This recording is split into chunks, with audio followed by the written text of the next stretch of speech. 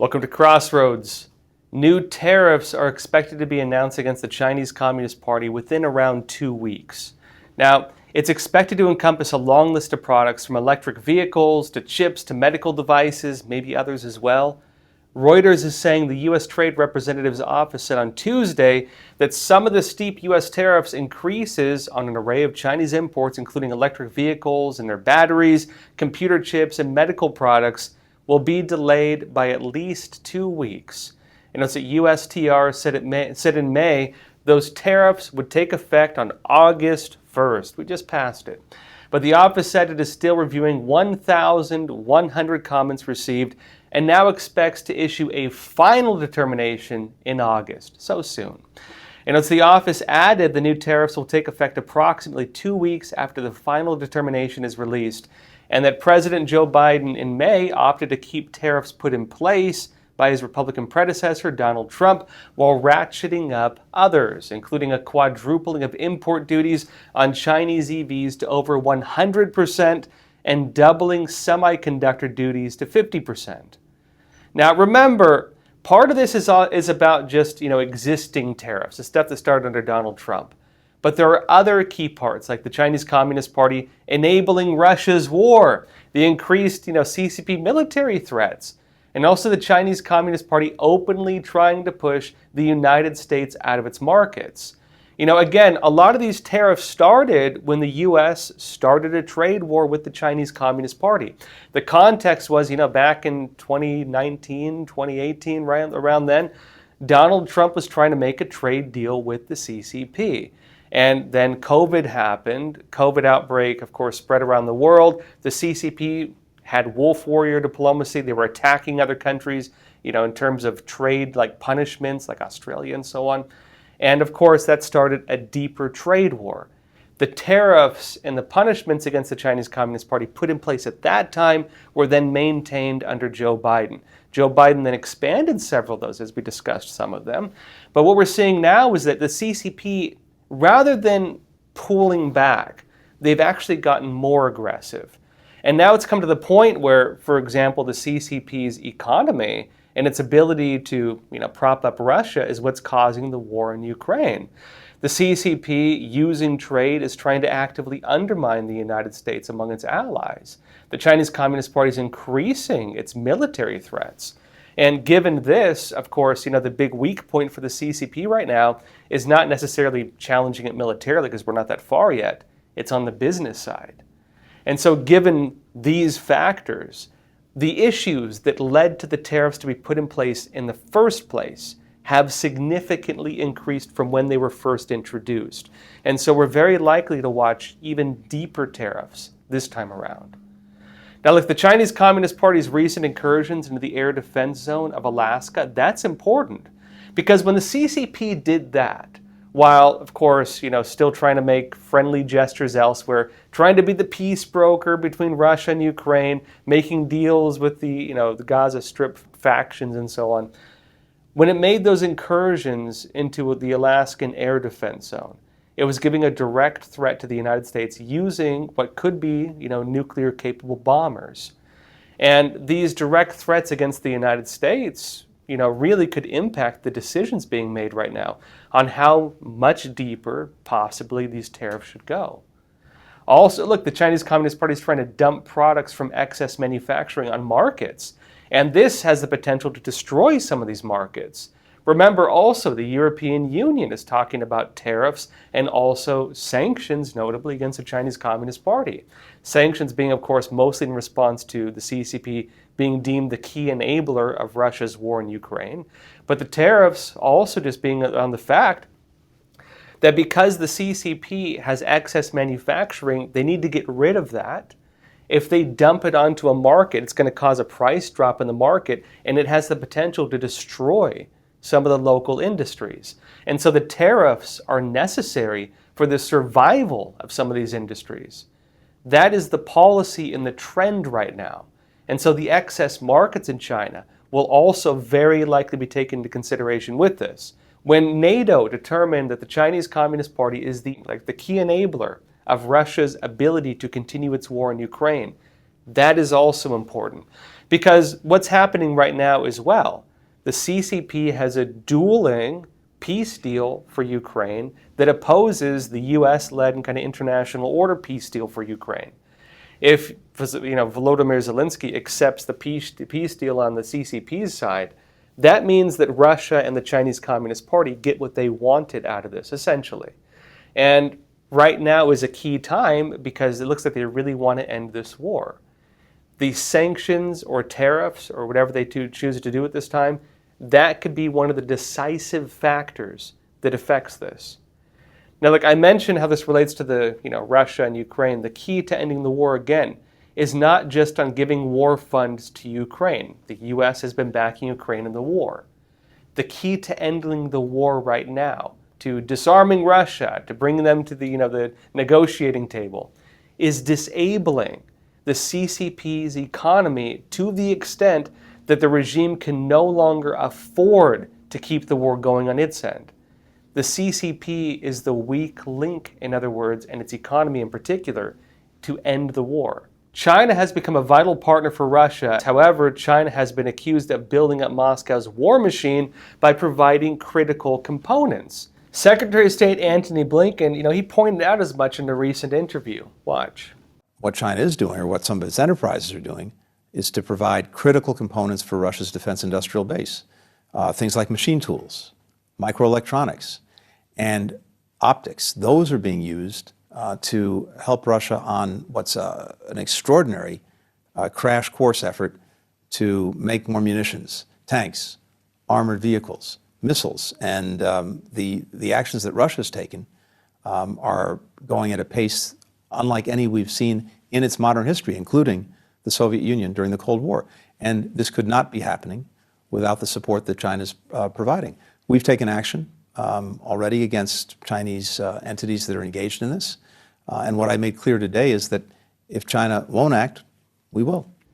Now, on this note, the timing right now is extremely important. The United States is basically in a race right now to the finish line against the Chinese Communist Party. And in Ukraine, President Volodymyr Zelenskyy is kind of caught in the middle of this. He's trying to get a peace deal with the U.S. and this side. He's also negotiating with the Chinese Communist Party right now to try to get them to end the war on their side.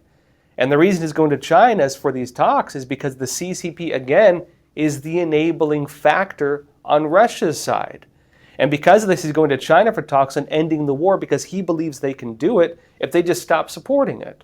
Now, Reuters stated this. Ukrainian President Volodymyr Zelenskyy said on Wednesday that Kiev does not want China to act as a mediator in its 29-month-old conflict with Russia, but hoped Beijing would apply greater pressure on Moscow to end the war. Because again, their economy is what's propping it up.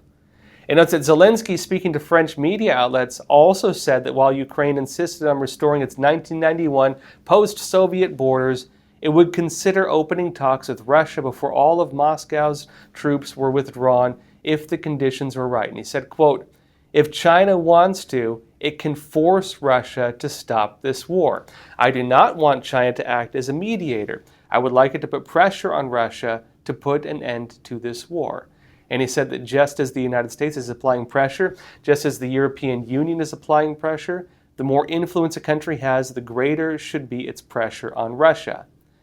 And again, look, the timing with this and the new incoming tariffs in China are important because those tariffs, rather than the CCP's terms for negotiations, the tariffs could put pressure on Russia because they could disable the parts of the Chinese economy that give it that authority and that power. Remember also, the United States seems to be very much aware of the role the CCP is playing in the war. AP said this: China has surged sales to Russia of machine tools, microelectronics, and other technology that Moscow in turn is using to produce missiles, tanks, aircraft, and other weaponry for its war against Ukraine, according to a U.S. assessment.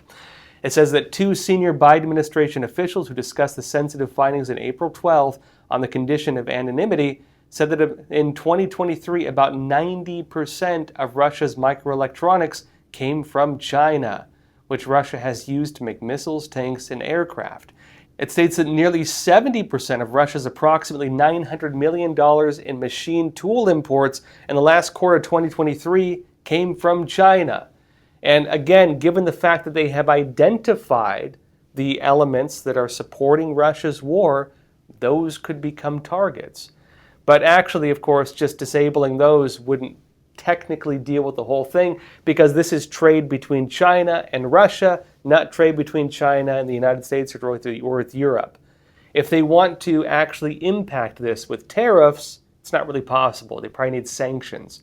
And the sanctions more than likely would be through the banks. They would have to go through other means to impact it or damage the CCP's economy to the extent that it could no longer sustain that support. Now, the general assessment is that the CCP is doing this for its own reasons. The Chinese Communist Party is offering a competing peace deal between Russia and Ukraine, but on the CCP's own terms.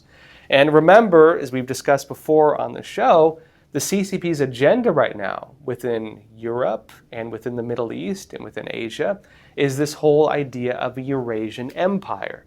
It's based on this idea, this strategy, that whoever dominates Eurasia dominates the world. And if the CCP can reinvigorate, the former Soviet Union, and reinvigorate the Soviet influence over a lot of the Muslim world, and reinvigorate the Soviet influence over a lot of the Asian region, and the CCP then unites that with new trade deals and so on, the CCP will then have that power. Ukraine is one of the big key pieces to this. And of course, that ties in with Russia's interest, but the CCP, again, inserting itself into these peace deals, has said in its own words that it wants this to have to be something that serves the interests of China. They have their own skin in the game. And remember also, the peace deal in the CCP's terms should be taken in context of the other actions the regime is making elsewhere, including, again, with its pushing of the Hamas side of the war in Gaza, which is very likely going to draw that war out. But by doing so is kind of galvanizing a lot of these more extremist countries on the side of the Chinese Communist Party. And with the recent Israeli airstrikes against Hamas and Hezbollah targets, including within Iran, the CCP is putting itself on the other side of that conflict against the United States, and notably against Israel, but in such a way that Israel may have to go to the China if they want to have a peace deal. They want to bring an end to this. And so as that war is expanding, the CCP is putting itself in such a position that it is drawing it out while making sure that it benefits from it in the long term. Now look, in other news, the pensions of many U.S. government employees, they're still invested in China. But that's actually right now finally starting to change. I'll be talking more about this after we come back from a quick break. Experts agree. One of the best ways to protect against financial uncertainty is to diversify your portfolio. Learn how physical gold and silver can secure your retirement funds from today's economic challenges with a gold IRA from American Hartford Gold. You can safeguard your wealth with no penalties or taxes when you transfer your current qualifying retirement accounts. Call now and our precious metals specialists will send you a free information kit, no cost or obligation. American Hartford Gold, a trusted industry leader with an A+ from the Better Business Bureau, has a 5-star rating from thousands of happy clients. Whether you are getting physical precious metals in a gold IRA or delivered to your doorstep, we offer only the highest quality gold and silver. For your peace of mind, we also offer a no-fee buyback commitment, a low-price guarantee, along with free shipping and free insurance. So don't wait. Call the number on your screen today and secure your financial future.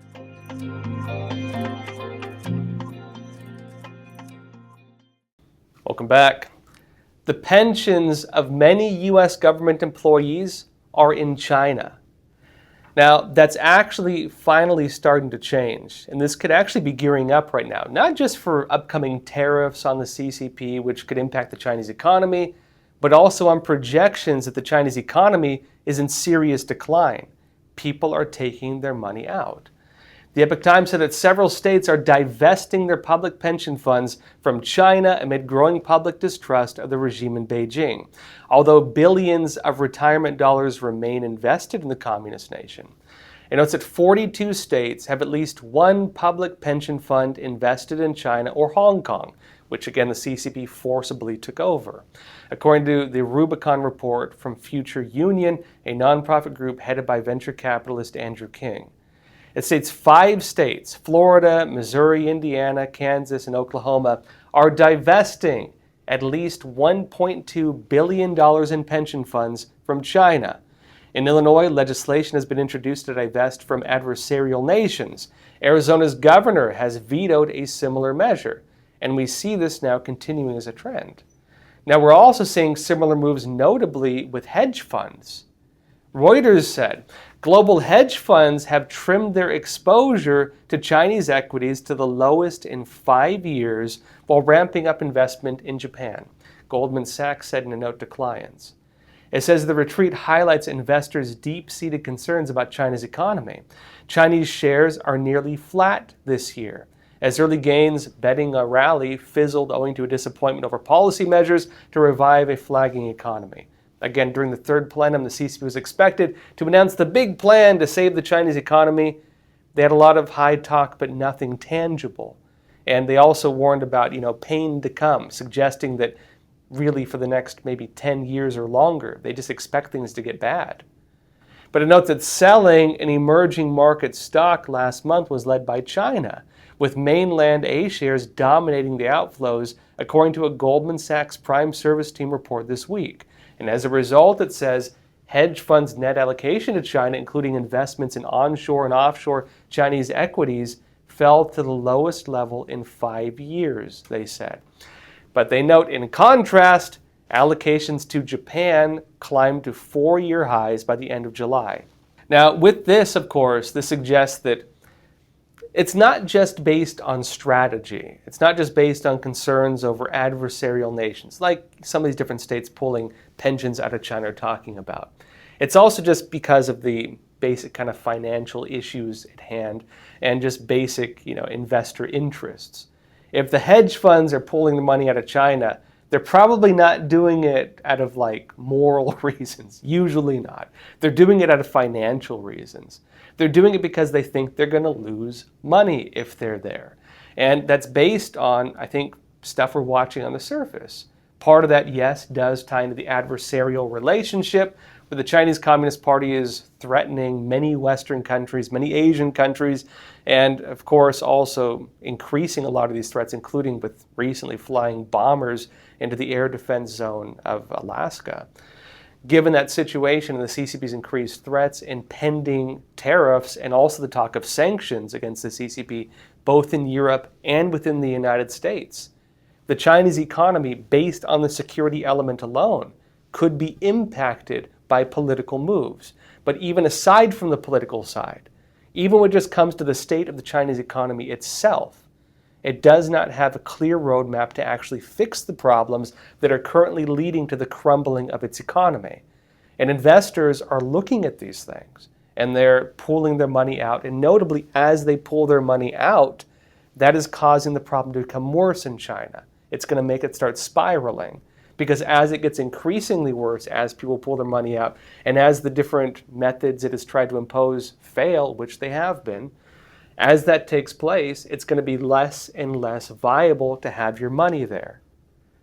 Now, there are other things as well happening.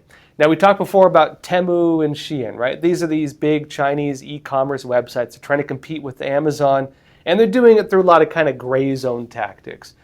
Using things to get around paying duties, going directly from Chinese factories to American consumers, and using a lot of kind of very odd tactics that maybe are questionably legal.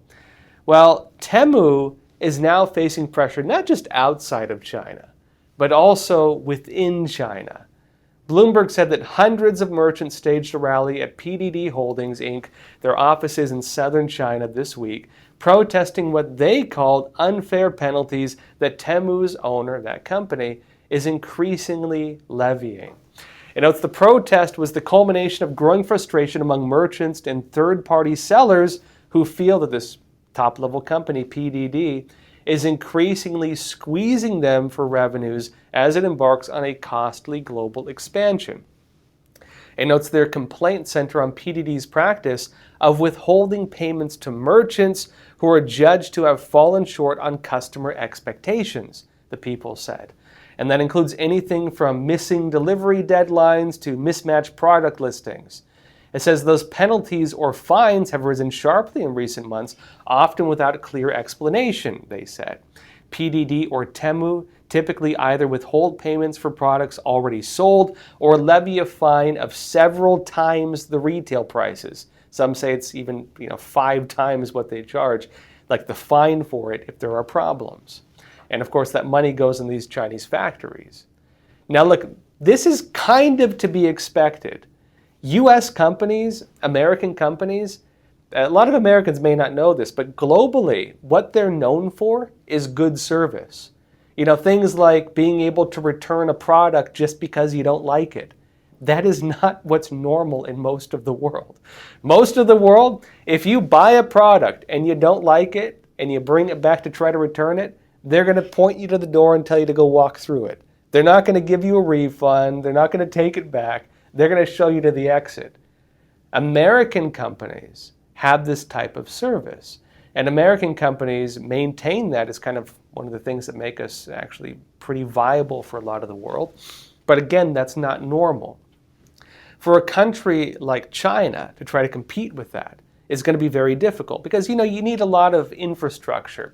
You need a lot of, factories and warehouses. You need a lot of things to hold products in different areas and the ability to quickly replace things if problems come up.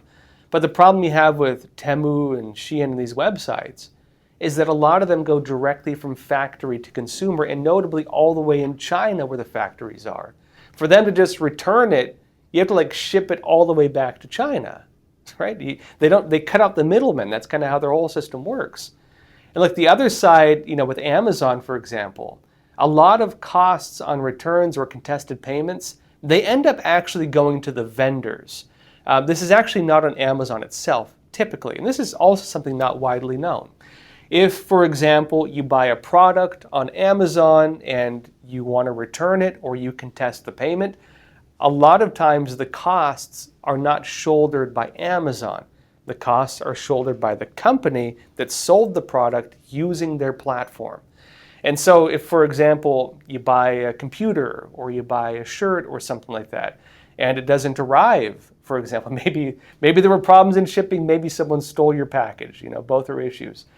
And you go to your bank and you contest the payment, well, you don't have to pay for it, but then the contesting of the payment goes to the seller.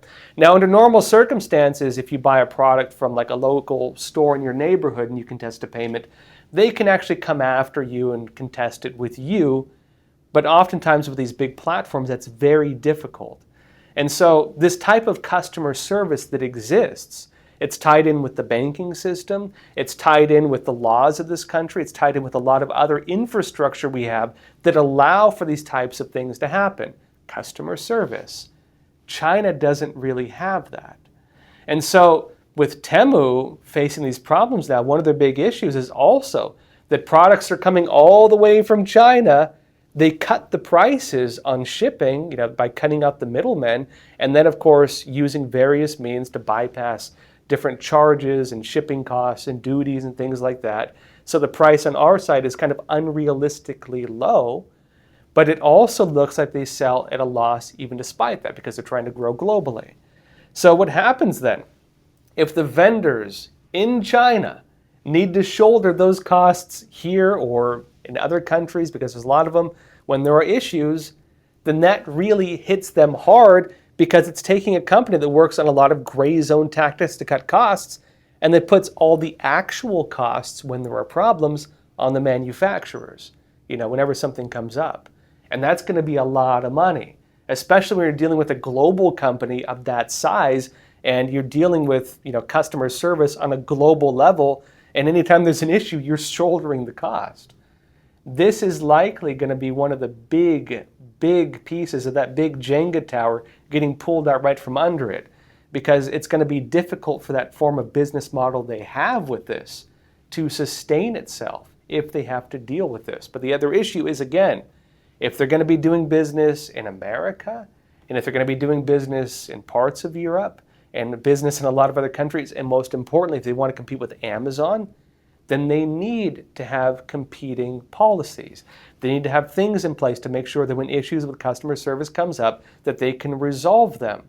And so this is a necessary component to that business strategy if they want to compete with Amazon. And that necessary component is running into serious problems. And as this happens, things are not looking good for the Chinese economy in general. The regime right now, they're sending a message to people in China, get ready to face some necessary pain.